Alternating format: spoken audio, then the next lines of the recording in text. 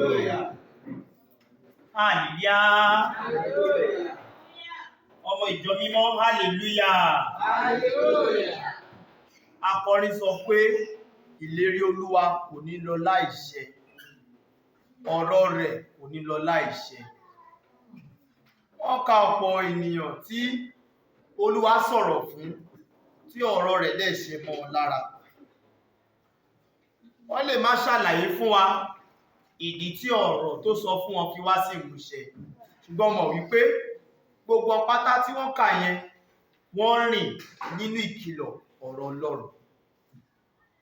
Lónìí, bàbá wo nínú ìjọ mímọ́ lọ́tún lósì, ọ̀pá sọ pé kò sí wòlíì mọ́, ọ̀pá sọ pé kò sí olùṣọ́-àgùntàn mọ́, ọ̀pá sọ pé kò sí evangelist mọ́, ọ̀pá sọ pé kò sí àwọn alálà òtítọ́ mọ́, torí àwọn àlá tí wọ́n sọ fún òun kò ṣẹ mọ́ wọn lára. Ó ti gbàgbé ìkìlọ̀ tó tẹ̀lé àlá, ó gbàgbé ìkìlọ̀ tó tẹ̀lé ìran, ó gbàgbé ìkìlọ̀ tó tẹ̀lé gbogbo ohun tó ń sọ fún ní rere. Ó pa ti sápá kan, ó ń fojú sí ìbùkún tó tẹ̀lé ohun tí wọ́n lá nípa òun. And that is what we are celebrating today. Even in the world, even through government that promise you good resources. The things that will lead to good resources, every one of us have put our mind not into it. We set our eyes on the good resources, the good promises. They told you, the government said, we'll be paying you money every month. But everyone above 18 years, try to pay your tax. You are not paying tax, you are waiting for the monthly pay from the government. Even the warning government, they will not attend to that promise. How much more God that creates both the government and the masses? Hallelujah. Hallelujah. Mo sọ lẹ́ẹ̀kan, ẹ̀kọ́ àkọ́kọ́ dára. Ẹ̀kọ́ àkọ́kọ́ ó dára. But torí wípé bá ṣe ń ṣàǹkan wa yìí nínú Ọlọ́run, like I always told you, Christians are the worst people living on earth. Christians are the worst people living on earth because the person they profess to follow, they are not exhibiting that person. They are not exhibiting the character of that person.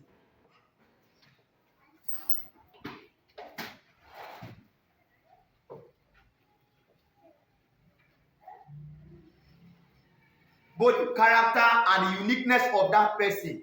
Christians are not emulating that person. And who is that person? Jesus Christ. The instruction of Jesus Christ, Christians are not following it. How much more even celestial Christ?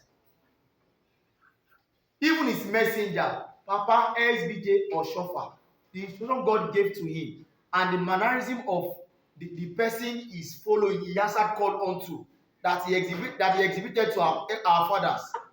We are not emulating such a thing from him. Everybody wants to walk his or her own way. Everybody wants to emulate his or her own character. And by so doing, we are not enjoying any piece of his blessing, any bit of his blessing, any percentage of his blessing. All we do is we hear with our ears, but our eyes are not on it, are not seeing it rather.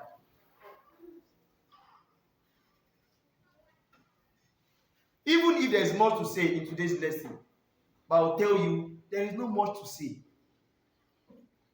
Because it is very, very clear in the first lesson that what happened between Abraham and Lot is as a result of Abraham's foolishness. In chapter 12, verse 1 to 3, God gave him 3 instructions.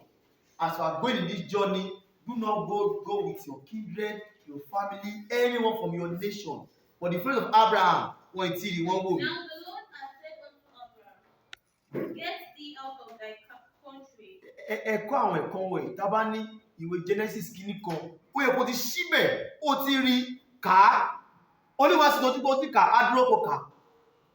But I want to be it shows we have much graduates, but many illiterate people in the church.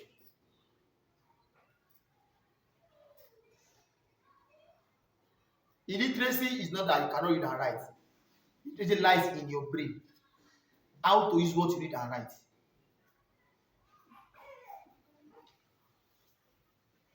Today we have many scientists, but cannot in Nigeria no, but cannot prefer good drug of malaria to us.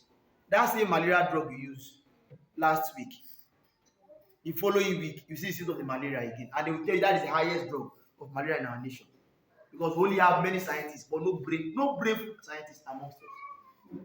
So also in this spiritual journey, many Christians can tell you story in the Bible, but they will not use their brain. Don't fall in their category. You know the story. Let your spirit flow with the sermoner. And once your spirit flow with the sermoner, let me give you one secret. You have deeper meaning of the sermoner. I'm the one telling you what I'm being told, but you are the one listening. In your listening, you are getting more than the preacher. You don't know. So, Borisha, share in soon. Ẹni tó ń gbọ́ ọ̀rọ̀ Ọlọ́run mi ò sọ ọ̀rọ̀ education ni yìí o ọ̀rọ̀ Ọlọ́run ẹni tó ń gbọ́ ó ní ìjẹ́ tó sọ̀rọ̀ ní ìyẹn tó bá fi ẹ̀mí dàpọ̀ ṣẹlẹ̀ máa ní pé ká máa wà nínú ẹ̀mí ó ń dàpọ̀ mọ́ àwọn ẹ̀mí tó bá.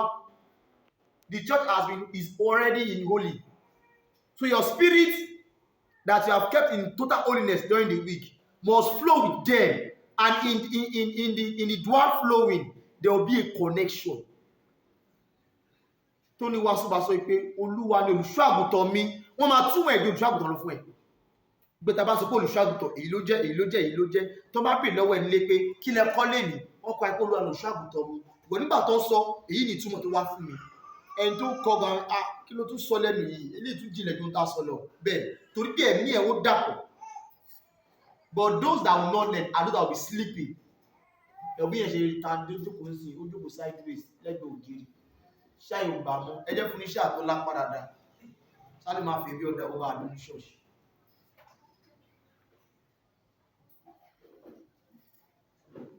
Kéèké máa fi space lẹ̀ láàrin ṣọ́ọ̀ṣì ní sísàlẹ̀ ń bẹ̀ ṣáà tó bá sùn á lọ dìde dúró á lọ wà náà fúnra ẹni o ẹ̀yin kọ́lẹ́ máa ní kó dìde dúró so as to help your life. Ohun tí ń kùn ẹ̀ dìde dúró tí tó bá fi lọ́ta lọ bọ́jú sí o lè má pẹ̀lú àbíṣí cross fún ẹ̀ ìtànù àwọ̀ àbí ajá ni tó bá dún lẹ́yìn lọ́ọ̀ tó pẹ̀lú bẹ́ẹ̀lì ẹ̀ pé irọ́ ayé mi gbọ́dọ̀ bàjẹ́ sẹ́ o gbọ́dọ̀ gbọ́ ọ̀rọ̀ yìí kí lè mú tí máa lọ sọ tí máa délé nínú àwọn àdúrà mi. In this dispensation we have come to the era of we tell ourselves the truth, the true word of God, not just the casual word of God, not word of God that will bring thousands in pocket, word of God that will make you decide. Maybe I'll pay 1,000 today, or I'll pay 100 naira, or I'll pay 10 naira. Yẹn kọ́ ni ọ̀rọ̀ Ọlọ́run. Wọ́n gbọ́ Ọlọ́run tó ní tẹ́ḿpìlì nínú ọ̀rọ̀ Ọlọ́run. Wọ́n dáwó, obìnrin gbogbo tó láyé lọ́rùn ó ní no. Ọ̀rọ̀ tí mo gbọ́ ìmúgbòdò ìyàwó tí mo ní ó kúnlẹ̀. Àwọn tó gbọ́ ẹlọ́kọ̀ méjì irọ́, I have 10,000, I'll give 1,000. Ká ló rò bá ṣe jẹ́ níjọ yìí, ó yẹ kó wọ́n mọ ìwọ̀nba ọ̀rọ̀ tó máa sọ sí wa. Ká ló mọ bá ṣe jẹ́ family sí Governor of Lagos, ó yẹ kó máa pọ́n wálé náà àti sáà máa bá kọ́ ìjọ ìjọ èyí lọ. So category by category la new church. Can we find a couple of things? Now the Lord had said unto Abraham, I said unto Abraham, get thee out of thy country, get thee, start counting it, out of their country, 1, and from thy kindred, 2, and from thy father's house, 3. to a land that I will show thee. Verse 4. So Abraham departed, Now listen, Abraham departed as the Lord had spoken unto him, as the Lord has told him. and Lot went with him. Foolishness. And Abraham was Abraham no Lord, Lot did what? Followed him. He did not instruct Lot to follow him. Bashman wàásù, ó yàtọ̀. Kò ní pé ẹrù tí fẹ́ gbédé ṣìbìrì pọ̀. Ẹjọ́ ṣé mo lè rọ́mọ kan bẹ́ẹ̀ kó sọ bẹ́ẹ̀ wọ̀. Lọ́sọ̀ gbá ẹ̀gbọ́n mi Abraham, ìbọn lọ bá dẹ̀ ń tẹ̀lé yìí, kò lè sọ no. Month of separation. What are you not saying no to? Because of familiarism, because of we are of the same mother, because of we are of the same church. because of it was one that buy food for me. Sorry. Aláìmọ̀ ilé mi o. Mi ò jẹ́ rò yẹn. If that thing will make me say no, I get offended on what you have done for me, sorry, I will say no. So that you take your decision on time to say, give me my thing, I will hand over to you. Because I have learned from Abraham. Maybe the Bible in one corner, Lord has been helping Abraham to wash his clothes, take care of his flock on one thing. So Abraham cannot say no. Despite the instruction from verse 1 to verse 4, Abraham cannot say no. And because of Lord following him, God mọ ibi tó bára ẹ̀ ní chapter 13 tàkàlẹ́ ni. Òun ló bí ẹ̀kọ́ tá ń kà lẹ́yìn. Ẹ kà fún àwọn verse 14. And the Lord said unto Abraham. after that Lot was separated from him. Now look at the thing. Before that verse 14, many things has happened. Àwọn darandaran Lọ́ọ̀tì àti darandaran Abraham wọ́n ti ń jà, wọ́n ti para wọn. And there was a strife between the men.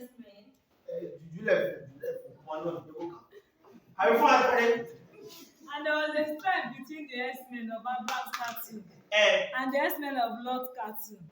And the Canaanites and the Perizzites dwelled then in the land. And Abraham said unto Lot, let there be no strife. Let there be no strife. I pray thee. Ṣé bí Abraham kọ́ ló kò lọ sọ báwọn àwọn darandaran?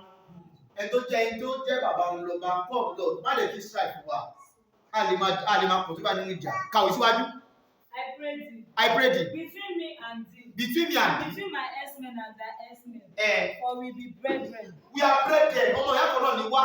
Is not this whole land before thee? Separate thyself. Separate thyself. I think you should add another clue of what separation is. Your separation, sorry, let me tell you clear this morning, this afternoon. Kì í ṣe nípa èmi nìkan. Ara gan. If my speech should move tomorrow in this choir, that there will be a separation. Maybe one of the sisters, I will tell you straight, Jofia, only for one. We need to separate you. You don't need to be in the choir. Because for how many years you have been here, I will separate you, sorry. Lọ bá ẹ̀mí tó jẹ́ fẹ́ kó aṣàkọrin pé èmi lè nílé ẹ̀kọ́ lakọrin. When we get to a certain point of separation, you be wadaju for the salvation of your soul. If Abraham had not called Lot and talked to him, who knows, maybe there will be left any headsmen in Abraham. Maybe the Bible will not tell us how many by numbers, the winning and the losing team. Ṣùgbọ́n wọ́n jà. Lot lè sọ̀rọ̀, ó dákẹ́. Àgbàtà Abraham wá bá Lot má jà. Ọmọ ìyá kan náà ni wá, jẹ́ kó rí wá pé. Ó wá mú lọ síwájú yá. Láti bí iṣẹ́ ọ̀hún, máa lọ ti ẹ̀. Máa lọ sí ìlà òkè máa gba ìwọ̀ oòrùn lọ. Ìyẹn ní ká má pàdé mọ́, ìyẹn ní ká má yíra mọ́. Ṣùgbọ́n pé kájọ máa ṣe pọ̀ yẹn kò lè wọ̀. Some of you are being in an association with somebody that does not acknowledge your God, and you are still in that association with that person. You are killing yourself gradually. My goodness. Deuteronomy 28, verse 41. Ta ló ti rí ibẹ̀ bí yàgẹ́ mi tí mò ń lọ? Tó ní àlejò tó wà ní ilẹ̀ rẹ̀ á máa pọ̀ ìwá sì máa fún. Thou shalt beget sons and daughters. 43.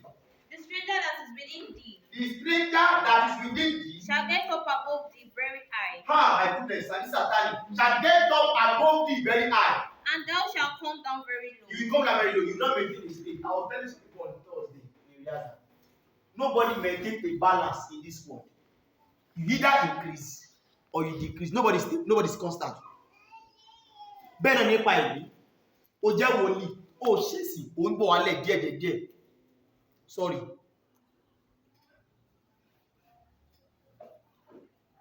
Ọmọ ìjọ sọ pé kò sóhun tó jẹ́ ikú òjijì.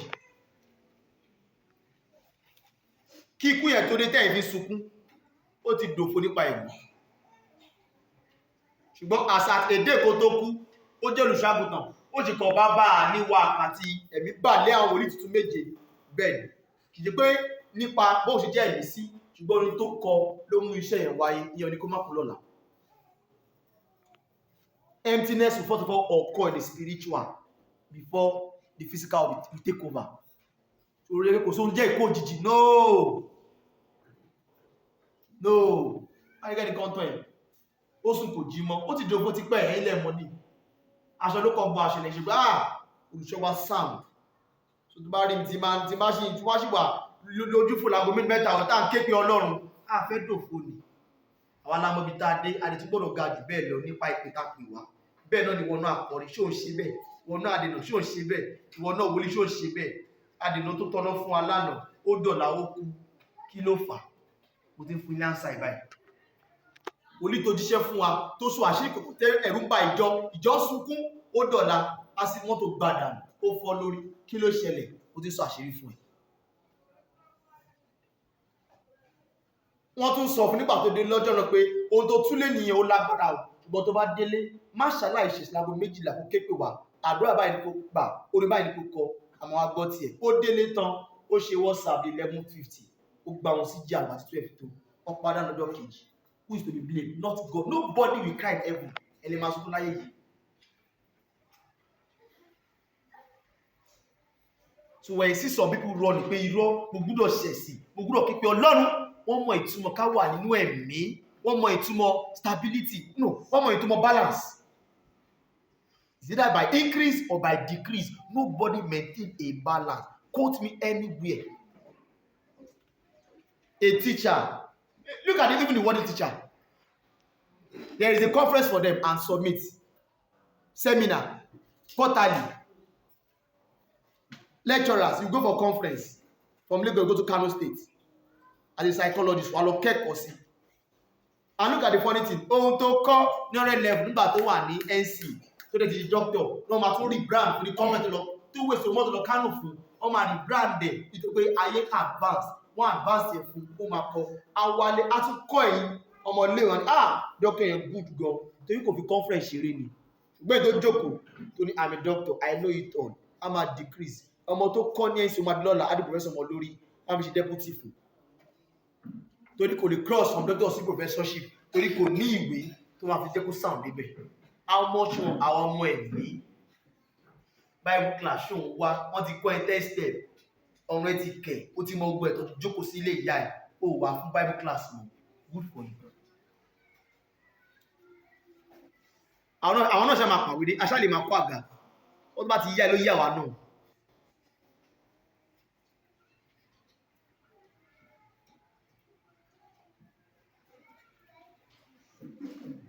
Kì wá ṣe irú ìjọta wà yìí tí a gbé ẹ̀kọ́ ga ju àdúrà lọ. How much more ìjọ tó gbé àdúrà ga ju ẹ̀kọ́ lọ. Tùkà tó lọ gbàdúrà àgbọ́dọ̀ kan lẹ́kọ̀ọ́ àgbọ́dọ̀ sọ̀tọ̀ fúnra wa. Ohun tó ní kálukú ṣe tó fàtọ́ náà fi bínú sí ìjọ ènìyàn a ó fi ara wa ká lè yí padà àwa lọ gbàdúrà. Ilé wa ń kọ́ náà kó sọ̀kalẹ̀ wà pé yes ẹ ti sọ̀tọ̀ fúnra yín àwọn agbó tí ń sìn. Kì í ṣe ọ̀nà ìdàkejì táwọn ènìyàn mìíràn ṣe wọ́n kọ́ lọ gbàdúrà fún 2 hours náà wọ́n á ní ẹ̀sọ̀ lọ́wọ́ fún 20 minutes kíláfẹ́ sọ 20 minutes àti lọ gbó bí ajá níwájú ẹni tí ò gbọ́ tiwa ìwádìí ká máa sọ ọ̀rọ̀ fúnra wa 20 minutes. Hallelujah o. Hallelujah. Hallelujah o. Hallelujah. Ọmọ ìjọmọ́ hallelujah o. Hallelujah. I'm begging you this morning, take example from what we are teaching ourselves. But in today's first lesson, God is doing a revision for Abraham. Now you have know what to do. Verse 14 again. And the Lord said unto Abraham, After Lot was separated from Abraham. lift up now thine eyes. Now let me show up again this morning. What has caused God to stop speaking to you? Some of you tell me, but no need for 6 months. Go read Kokomo on Titimwe. Kilo Shelley. Go and do a separation on your life. In your life. Go and do a thorough evaluation. What have I bringing to my system that is not of God? Mo máa ń gbàdúrà Ọlọ́run máa ń gbọ́. Mi ò nílò ìṣòro ẹ̀sìn wákàtí mi gan ìdáhùn wá fáwọn nǹkan tí mo ń béèrè ṣùgbọ́n lónìí mo ń ṣe gbogbo ẹ̀ mọ́ra wọn mi ò rí àyè padà wọn wá ìṣọ́nà kiri ó dáko lọ ṣọ́nà tọ́lọ́ bá gbẹni wòlíì sòótọ́ good for your life tí ò bá dé gbẹni wòlíì sòótọ́ fún ẹ sorry for you. Go and do a thorough evaluation unto separation. Kàwé síwájú. And look from the place where thou art northward, And and southward, and and eastward, and and westward. For all the land which thou seest, all the land you see, to thee will I give it, I will give thee. and and to thy seed forever. Not even you alone. Unto your seed I will give. And I will make thy Over. Kò sí nǹkan náà tọ́lọ̀ ṣe fún ènìyàn tó ń dókè lórí ẹni náà. Ó máa ṣọ̀ lórí ọmọ wọn. Papa bí lè wọ ṣọfà. Agbọ́nítàn wípé báàgò máa wà ní papa ni. When you get to a time, wọ́n láti gbé kúrò àti káwọn èèyàn fẹ́ máa mismanage pé ẹni tàà lọ́rọ̀ àpá máa ró. Wọ́n kí pẹ̀sọ̀ driver wọn SPD. Tẹ́nì kan bá tí wá, ẹni papa mọ́ àti lọ school, lọ́kì ní kọ́ àpẹ SPD. Ẹ̀kọ́ bá báyìí, ìlú ní ká fún, okay. Lọ mú iye báyìí wà ní báàgì, lọ kà wà ní báàgì, yá gbà lọ fún school fees. Àwọn fúnra wọn, wọ́n yá ògùn state government lówó ẹgbọ́n rí. Papa SBJ ọ̀ṣọ́fà. So èyí tá ń rí táwọn papa tó ń tàrí lé ní kò bẹ̀ látòrí tiwọn. The blessing of God on the Papa El-Bethel has been existed before he died. After 25 years of his work, tó bẹ̀rẹ̀ ìṣolúwa náà ṣe lo his own car, first car, 1972. From 1947 to 1972, mọ́tò ni wọ́n lò. Ṣùgbọ́n wà lónìí jágùn kéèkì àṣẹ̀dé, àfi wà latest Lexus ní ọ̀la yìí. 3 months. So when you see such a thing, let me not shock you. Òfútù fẹ́ tẹ̀ mí o, kì í ṣe bùkọ́ lọ́rùn. I want to see, I'm a celebrate 10 years later. I'm not moved, I don't have a car. I'm not moved, sorry. A lè máa bá pàkọ̀ sí olúwa nílò mọ́tò, but pé mo máa move every day. Mi ò lè rí pé fẹ́ torí ẹ̀dájọ́, mi ò lè rórí. Tí bá lè pinnu ẹ̀, pé fẹ́ dájọ́, àwọn tí mo rí, under 6 months, àṣìmárí okay, àṣìmárí 400,000 rand. Lówó tá a rí. But no, I don't have time. There are better things. To mamu millions wà lọ́jọ́ ọ̀la tẹ ká run lẹ́nu. Let me digress a bit. In the midnight, I was reading an article on one of our fathers who celebrated 80 years old lánàá. Baba J. Nunayo. Wọ́n fọ́ ní Lexus mọ́tò méjì. Wọ́n orúkọ mi mọ orúkọ mọ́tò lórí. White car. Nǹkan first son àti ìyàwó direct ló fún wọn. Ẹlòmíràn wọ́n ní àwọn biological children and spiritual children. Look how happened. And by that article, the writer was saying, Baba enjoyed what he has sold for years back. Iṣẹ́ orí lè ti ṣe. So ti bá tan glass yìí pẹ̀lú ọ̀rọ̀ gbígbóná kò lè sáré. Síbi ìṣòkí ìbùkún Ọlọ́run tó bá ní olùṣẹ́ gba mọ́tò ẹgbà ilé ní Banana Island kò ní mìíràn fún ẹ nípa ìbùkún tó wà lórí ẹ̀. Ẹlòmíì sọ ìjókòó tó bá ra fún 80,000 naira ó máa gbẹ̀mí next 6 months. Tó bá rà lọ́la Monday, next month máa gbàwẹ̀. Nítorí owó tó wà lọ́wọ́ ó yẹ 85,000 ní. Ó ra fún 80,000, 5k jẹ́ fún next 6 months. Kò ní wá ṣọ́ọ̀ṣì gan. Ṣé rẹ́ bẹ́ẹ̀ náà ní pé ẹjọ́ sẹ́kẹ́tì ní ẹ̀dá fún àfihàn mọ́tò fóònù ṣọ́ mọ́tò dẹ̀ máa cost 1.2 million. Ẹwà ní kó kó 80,000 ilẹ̀. Ṣé fẹ́ ebi pa ni? Tó bá ní kó ṣẹ̀sìn, kó gbàdúà, jáde ní ìpéjọ pọ̀ papọ̀, torí ohun tó lọ́run fún fi hàn fún wa lọ́jọ́ ọ̀la yìí, tá bá ètè gbé ìgbésẹ̀ lẹ́ni, akọ̀rí kò ní ṣe mọ́ lára, bóyá tó máa tó ṣe lórí ọmọ wa lára. Wá ló bá àṣírí àmúntànsọ. What will become of in the future when others are giving? And I'm very sure pé lára àwọn tó dáwó yẹn aṣèmárí àwọn tí wọ́n kọ́ láwọn ọdún kọjá sẹ́yìn, tí wọ́n gbẹ̀kọ́ rárá, tí wọ́n lè mú ó kéde 50,000 dánú mọ́tò tí wọ́n rà yìí. Bẹ́ẹ̀ni, ó máa wà dáadáa. Má kàrà ẹ̀kún irú àwọn yìí bẹ́ẹ̀. Fi etí ẹ̀ kẹ́kọ̀ọ́, fi ọkàn ìtẹ̀lé, ó dẹ̀ ṣètò fúnra ẹ̀. Kàwé síwájú, kábọ̀lẹ̀. And I will make thy seed as the dust of the earth. So that if a man can number the dust of the earth, so that if a man can number the dust of the earth, then shall thy seed also be numbered. Bẹ́ẹ̀ni kan wá lè ka irúgbẹ́ ilẹ̀. Adégbé ẹ̀ka fún Yorùbá dé bá sí. Èmi yóò ṣe irú ọmọ rẹ bí erùpẹ̀ ilẹ̀. One. Tó bẹ́ẹ̀ bí ó bá ṣe pé ènìyàn kan bá lè ka iye erùpẹ̀ ilẹ̀. Kàwùsájú. Òun ni a ó tó lè ka irú ọmọ rẹ pẹ̀lú. Hold on níbẹ̀. Ọlọ́sọ̀ ní chapter 13, erùpẹ̀ ilẹ̀. Chapter 15, ọlọ́sọ̀ ní bọ́ta káyé ìràwọ̀. Ẹ rántí. Look at how God displayed his covenant and blessing for Abraham. As I always told you, the entire Bible, the Bible is the story of one man, Abraham Tenkalin. Ogo Bíbélì tẹ́ gbé dání yẹn, story ẹnìkan láyé lọ́run ni, Abraham ni. Bàbá wọn bá bí Isaki tí kò bí Ismaili, ẹ lè ka àwọn yòókù tó wà wájú ẹ̀.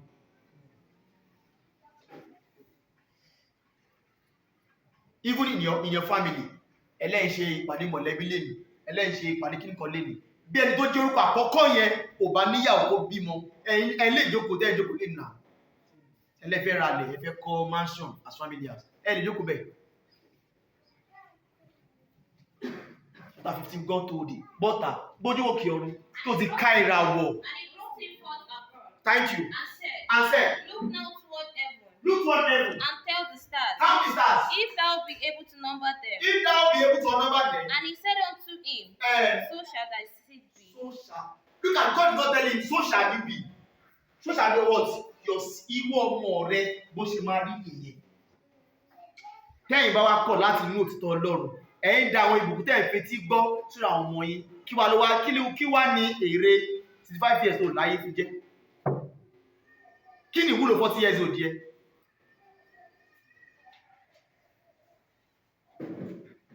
Kí ni ìwúlò 30 years old ẹ? Gbogbo bẹ́ẹ̀dì tó ń ṣe, tó jẹ níbùkún Ọlọ́run. Owó lápò ló fi ṣe bẹ́ẹ̀dì gan, owó lápò ló fi sanwó òkúrè. So gbogbo ìbùkún tó ń fetí gbọ́, tó ń lálàá rí, wọ́n dá sórí ọmọ ẹ̀. What a shameful generation. That's 3 verse, second lesson. Verse 22. All things are in God's mind. 21. Jacob bring come for you. In that hour, In that hour, Jesus rejoiced in spirit. and come about Jesus. Jesus. Ọ̀gá wa, ìlú wa dùn gan-an. Àyè méjì wọ́n tẹ́ gbà fún wa. Bá wa ṣe wà, ó ní kan tí mo kàn ṣe bó fún, ó lè yára. Jésù mú wọn bá gbé yàrá. Ẹyin dẹ̀pẹ̀. Ẹni tó yẹ òbí bílò tí yìí. Kàwé síwájú. And said, I thank thee, O O Father, God of heaven and earth, that thou hast hid these things from the wise and the prudent, and hast revealed them unto babes. Even so, Father, for so it seems good in thy sight. Jésù yọ̀ nínú ẹ̀mí mímọ́. Ẹ la vi ẹ̀ wá tí ẹ tó ka ẹsẹ̀ kọ́lẹ̀ sí ẹ̀ rọ́bì lè kà ọ́. Ẹ̀gbọ́n kọ́ ọ. Kí ló wà bẹ́ẹ̀? Rejoice in spirit. Nínú ẹ̀mí mímọ́. Spirit, Ẹ̀mí rejoice mọ́ Nínú bẹ́ẹ̀. ẹ̀mí, ó sì wí pé, Ẹ̀mí mímọ́. Dákẹ́ ṣe mọ́ bẹ́ẹ̀. Ẹ̀mí mímọ́ wà bẹ́ẹ̀. Ní English ló sọ. in that hour, Jesus rejoiced in spirit. There is no holy in English. So why is Bible saying holy?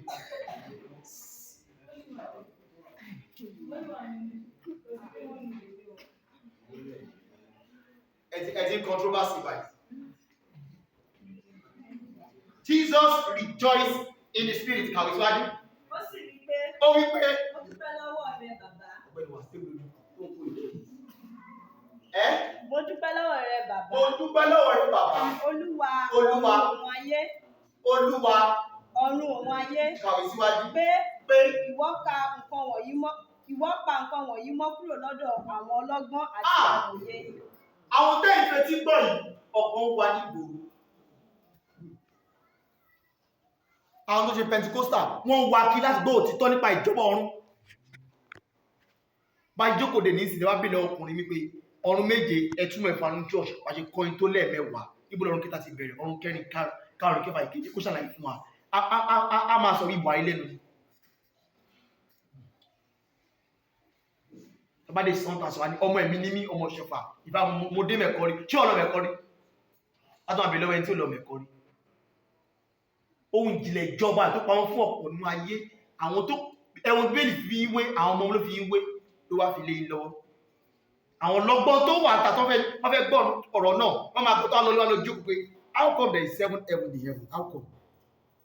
Nobody has gone in yet into the sky and tell you the 7th heaven. Why is the Lord Christ telling us the 7th heaven? Àwọn lọ́gbọ́n nìyẹn wọ́n máa gbọ́ wọn ní kọ́ gbàgbọ́ náà wá lójú kò olùbẹ́rù àti ìwé. They will make research back to back but you is a lie. You always believe me. O dẹ̀ gbé Android photo to phone olùṣọ́ lọ. Then you WhatsApp, Facebook, you are not making research. So that at least you counter what you've had. It's not a crime. Then you go to God. Oh, by like and by like, it will not tell you. kò sẹ́ni tó gba irú ìfihàn ohun tó gbọ́ yẹn tó máa fún ní ìfihàn irú ohun tó gbọ́. Bẹ́ẹ̀ni, they will not give him revelation according to what he has heard or what is contemplating in his heart. They will give him what will make him say, open his mouth and cannot close it. Ọlọ́run, ó máa fún ní ìfihàn tó máa ti àgbàdo hà sí ẹlẹ́nu pé gbà ṣe máa rán náà. Wọ́n máa ṣàlẹ̀ fẹ́ ìbọn pé ẹwà o, ẹ jẹ́ kí Olúwa pé o. Ohun tẹ́ bá gbọ́ nípa ṣẹlẹ̀ bó ṣe jẹ́ gẹ́lẹ́ nìyàn, ìran kan tí mo rí mi ò gbọ́ túbọ̀ rẹ̀ bèrè mọ́. Ìran tí wà tó nínú gbọ́lọ̀ bèrè Ọlọ́run pé mi ò bèrè ọmọ èyí tó fi hàn náà ti tó. Ó fi hàn pé ohun tá ń kà níwèé mọ́ tí mú ìwé táwọn èèyàn kọ yìí kò rí bẹ́ẹ̀ nínú ìṣẹ̀lẹ̀ ìjọ ìkẹyìn ni. But many of you not make research. So I wonder what will become the future of the youth of these days. Our fathers, they will argue Papa Billy worshiper. Papa, he told us this. He let us off one year. Wọ́n ní ká máa ṣe gbé cross báyìí. Ṣé wọ́n nípa níjọ aláwo? At least àtòrí, ìmínú ó ti bọ́ ọ̀rẹ́ tó jẹ́ aláwo rẹ̀. Ìmí ti ṣàwó rí. Wọ́n ní ká máa fẹsẹ̀ ní kọrin. Ní ká máa wọ funfun. Ṣé àti máa jẹun aláwo ni? So it takes the Spirit of God in Papa to explain in deeper meaning that will make them say, wow, eléyìí ju òye wa lọ. Àti gbọ́, wọ́n tún lè make research again ní ìjìnlẹ̀. Wọ́n bá ẹgbẹ́ ohun tí Papa sọ bẹ́ẹ̀ lórí gẹ́lẹ́, wọ́n yíyànda pé Papa ló jẹ́ fún wa. But you will not make research. You write in your book. That book you will not open during the week. You type in your phone. That phone that you will not open. That when you are your own typing, you are partially chatting. How would you learn? Kàwé síwájú. Ó pa nǹkan ìmọ̀ fún àwọn ọlọ́gbọ́n. Àti amòye. Amòye. Ìwọ sì fi wọ́n hàn fún àwọn ọmọ ọwọ́. Ó wá fi hàn fún àwọn ọmọ ọwọ́. Àwọn ni ọmọ wọn ni gbogbo wa. Ó fi wá hàn fún. Ẹ ṣáà gbà. But guess what? Kí ló mọ́ ọmọ máa fi ṣe? Kí ni ọmọ máa fi ṣe?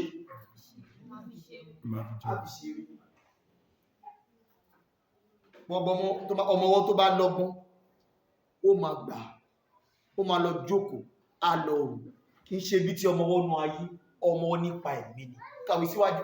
Bẹ́ẹ̀ni, bàbá, bẹ́ẹ̀ ni ó ṣàyẹ ní ojú rẹ̀. Ohun gbogbo ni a fi fún mi láti ọ̀dọ̀ bàbá mi wá. Kò sì sí ẹni tí ó mọ ẹni tí ọmọ ń ṣe. Kò sẹ́ni tó mọ ọmọ ń ṣe o. Bí kò ṣe bàbá. Bí kò ṣe bàbá. Àti ẹni tí bàbá ń ṣe bí kò ṣe ọmọ. Àti ẹnikẹ́ni tí ó bá sì wu ọmọ láti fi hàn fún. Kàwé síwájú. Ó sì yí padà sí àwọn. Ó wá yí padà fún ọ. Àwọn ọmọ ẹ̀yìn rẹ̀ ní apá kan. Ó ní ìbùkún ni fún ojú tí ń rí ohun tí ẹ̀yin rí. Ìbùkún mà ló tó rún tẹ̀yìn rí. Wọ́n dẹ̀ wà bẹ́ẹ̀ ní ayé yìí. Ohun tẹ̀yìn rí ṣẹlẹ̀ tẹ̀fí yàn tẹ̀fí gbéraga ẹ̀. Ọlọ́run fi hàn fáwọn tó wà náà.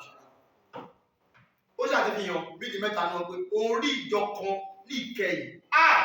Ogun ẹ̀ tàn gbogbo ìjọ yòókù lọ. Alára lórí ìran bẹ́ẹ̀ tó sọ ní fídíò. One of the white garment church. That the glory coming on that church very soon is very mighty. Alága pastor lórí. Bẹ́ẹ̀ ni wọ́n ṣàṣeyọrí ìlú àwàyè. Ohun tí ó ṣẹlẹ̀ ní ìkẹyìn.